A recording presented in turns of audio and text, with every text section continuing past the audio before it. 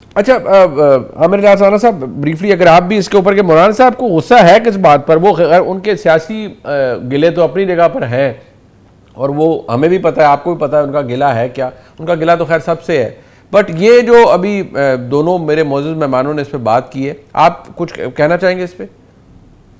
دیکھیں، جذبات سے گفتگو وہی ہوگی جو اختیار ولی صاحب نے کی اور زبیر صاحب نے کی، آپ نے کی. لیکن اس کو میں ذرا دوسری طرح پیش کرنا چاہوں گا کہ میر ظفر اللہ خان جمالی مرحوم سے میرا بڑا اچھا تعلق تھا، اور جب وہ وزیر اعظم بنے تو وہ بار بار جاتے تھے ڈیرا بگٹی. میں اختصار کے ساتھ بیان کر دیتا ہوں. ٹھیک. میں نے ان سے ایک دن کہا، میں کہ یہ کیا کرتے ہیں آپ؟ وزیر اعظم ہیں، آپ جاتے ہیں جھک کے جا رہے ہوتے ہیں چھوٹے سے دروازے میں نواب اکبر بگٹی کے پاس، اور آپ پیسے بھی دے کے آتے ہیں، تو پرائم منسٹر کا آفس تو ایروڈ ہو رہا ہے نا. ہنس کے کہیں گے بیٹا تم کیا چاہتے ہو؟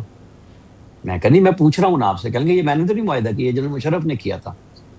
ذہن میں رکھو یہ بات کہ نواب اکبر بگٹی نہیں رہا نا، اور جو باتیں ہو رہی ہیں جو میں سن رہا ہوں، تو یہ جو بونے سردار ہیں نا، یہ اتنے بڑے ہو جائیں گے کہ بلوچستان سنبھالنا مشکل ہو جائے گا. انہوں نے اپنے دور میں آپریشن نہیں ہونے دیا، ٹھیک. اور جیسے ہی وہ ہٹے آپریشن ہوا، بگٹی کو مار دیا. بگٹی کو کچھ لوگ کہتے ہیں کہ جی انہوں نے خودکشی کر لی. وہ خودکشی کرنے والا وہ بندہ نہیں تھا. لیکن آج جو بلوچستان کے حالات ہیں نا، وہ بالکل وہ اس طرح ہی آئے ہیں جس طرح ایک بلوچ سردار وہاں بیٹھ کے دیکھ رہا تھا بطور وزیر اعظم بھی، اور وہ چاہ رہا تھا کہ یہ پرو پاکستانی ہے، یہ پاکستان کی اسٹیبلشمنٹ اور پاکستان سے پیسے مانگتا ہے کہ میری زمین استعمال کرتے ہو، میرے وسائل لیتے ہو، مجھے پیسے دو. یہ کسی اور کے پاس نہیں جاتا.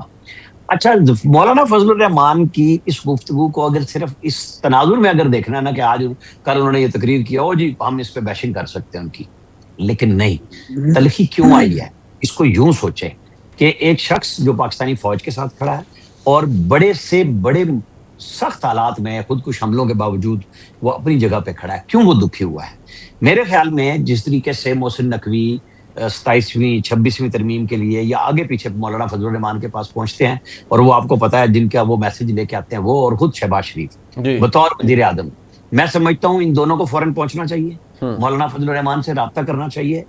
پارلیمنٹ کی گفتگو اور ہے، گھر پہ جائیں پوچھیں تلخی کیا ہے، کون سی ایسی بات ہوئی ہے، بجائے اس کے کہ ان کی ٹرولنگ کی جائے.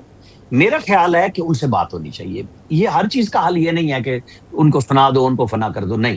یہ تلخی کیوں آئی ہے؟ آپ کہہ سکتے ہیں کہ جی وہ تو رسبری وزارتوں کے بڑے متمنی تھے، وہ فلاں تھے، وہ کہہ رہے ہیں نا کہ میرے ساتھ الیکشن سے پہلے کیا ہوا، میرے ساتھ بعد میں کیا کیا. انہوں نے جو کچھ بھی ہوا، لیکن جو شخص ٹھیک جگہ پہ کھڑا ہے، جس کی ایک بڑی فالوئنگ ہے، اس کو میڈیا ٹرائل میں نہ لے جائیں. میرے خیال میں ان کے ساتھ بات کرنی چاہیے. اختیار ولی صاحب یہی بات ابھی زبیر صاحب نے نا، انہوں نے کہا کہ یہ کام کوئی پی ٹی آئی والا کرے تو ان کے ساتھ تو جو ابھی آپشن عامر ریاض رانا صاحب نے دی ہے وہ نہیں اڈاپٹ کی جائے گی نا. ان کو تو آپ ابھی دیکھیں نا، آپ نے کتنے کیویٹس لگا کے آپ نے کہا آپ کا بہت احترام کا تعلق ہے، سب کچھ ہے، لیکن زبیر صاحب کو اعتراض ہے کہ یہ کوئی اور کرے گا تو آپ اس کو آلموسٹ پرسونا نان گراٹا ڈکلیئر کر دیں گے اور اس کے ساتھ بہت برا سلوک کریں گے. جبکہ مولانا صاحب کے حوالے سے عامر ریاض رانا صاحب بھی یہ فرما رہے ہیں کہ محسن نقوی صاحب کو وزیر اعظم کو خود تشریف لے جانی چاہیے، وہاں پر ان سے پوچھیں کہ آپ کا گلہ کیا ہے. اور زبیر صاحب یہ کہتے ہیں کہ بھئی یہ ایکول ٹریٹمنٹ تو نہیں ہے. پھر جو آپ سوال کر رہے ہیں تو میرے خیال میں، اور جو انہوں نے سوال کیا زبیر بھائی نے نقطہ اٹھایا، اس کا جواب عامر الیاس رانا صاحب نے دے دیا. اور میں اس کو مزید اس طرح ایلابوریٹ کرتا ہوں کہ پاکستان تحریک انصاف یہ کام ہر روز کرتی ہے، اچھا 24 گھنٹے میں 24 بار کرتی ہے. وہ عید والے دن بھی چھٹی نہیں کرتے، اچھا سنڈے والے دن بھی چھٹی نہیں کرتے. ان کا تو کام یہی ہے، ان کا تو نان نفع کا یہ ہے. ان کی تو سوشل میڈیا پیسے کماتی یہاں سے، وہاں پہ تو کارکنوں کی پروموشن اور صوبائی کابینہ میں وزارتیں جو ہے دینے کے، اس کا کرائیٹیریا یہ ہے کہ پاک فوج کے خلاف کون زیادہ بولتا ہے. تو ان کی تو کہانی کچھ اور ہے. مولانا صاحب نے کبھی ایسے بات کی نہیں ہے.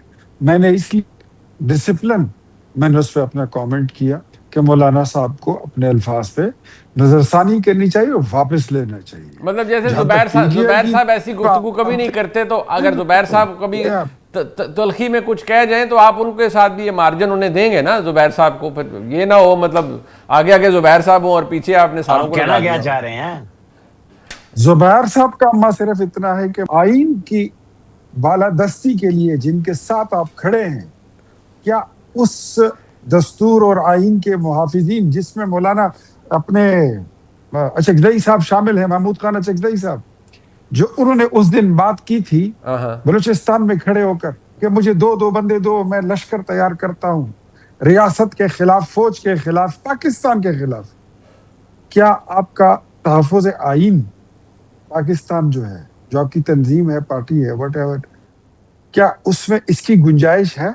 लश्कर कशी की? क्या अपनी रियासत, हाँ और क्या? अच्छा, नहीं वो जुबैर साहब उसका जवाब देंगे ना, लेकिन मसला बड़ा ये, आपने कहा ना कि आइन की बात करेंगे, तो वो तो पहली बात ही आइन की करते हैं। वो कहते हैं आपका मैंडेट गैर आइनी है, आप बैठे गैर आइनी है, तो आप कैसे साथ खड़े होंगे जुबैर साहब के? ये जुबैर साहब को कभी ऑफर ना दीजिएगा, ये मैं आपको कह रहा हूं। नहीं, रुक जाए, इधर ही रुक जाए। ये जरूरी नहीं है कि इन्होंने तहफ़्फ़ुज़ आइन पाकिस्तान का बोर्ड लगा के इनकी सारी बातें आईनी होगी।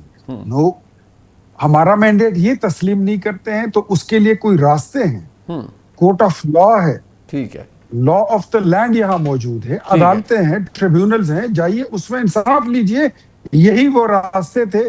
जब हम कहते थे कि हमें रास्ता नहीं दिया जाता तो हमें कहते go and knock the door of the court.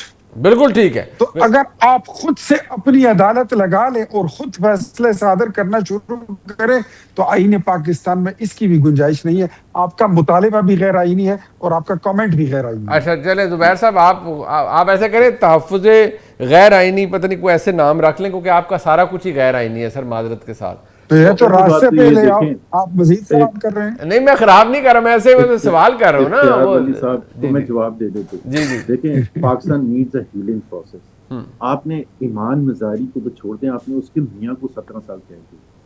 17 साल, कोई इंसाफ है?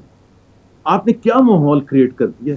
पकड़ दकड़, डराना धमकाना, नोटिसेस भेजना, कॉलों पर डराना, फैमिलीज को तंग करना, और आप बैठ के उसको जस्टिफाई कर रहे हैं। हादी जो है उनका 17 साल कैद, 17 साल कैद। मैं आपको सिर्फ एक एग्जांपल दिया। आप प्लीज, जो मोहम्मद जुबैर 2013 से 2018 तक खड़ा था ना आपके साथ, उसमें मुझे एक पॉलिटिकल प्रिजनर बता दें। यही इमरान खान था ना, 126 दिन धरना दिया हुआ। कोई टेलीविजन पर एक होस्ट बता दें जिसको फारिग करवाया। सारा दिन नवाज शरीफ के खिलाफ बोलते थे। तो वो तो हुसैन साहब को फारिग करवाया गया था, मैं और नाम भी ले सकता हूँ, बड़े बड़े लोगों को फारिग करवाया गया था। ये तो अभी यार ये बोल रहे हैं अब सार आलम को गोलियां मारी गई थी। वो पीटीआई के दौर में, मैं पीएमएलएन के दौर की बात कर रहा था जब गोलियां मारी थी। I was the first one two reach अबसार आलम। ठीक, फर्स्ट वन। तो मुझे ये लेक्चर ना दिया करें। जब अबसार आलम को गोलियां लगी थी, वो वहां अस्पताल में F10 में सबसे पहले पीएमएलएन की नुमाइंदगी करते हुए मैं पहुंचा था। आप लोग तो होते ही नहीं थे उस वक्त, मैं होता था। तो मुझे एक तो वो लेक्चर ना दिया करें कि मैं आप नवाज शरीफ के तर्जुमान थे ना। तो मैं सही तर्जुमान क्यों बना था? जबरदस्ती गन पॉइंट पर बना था।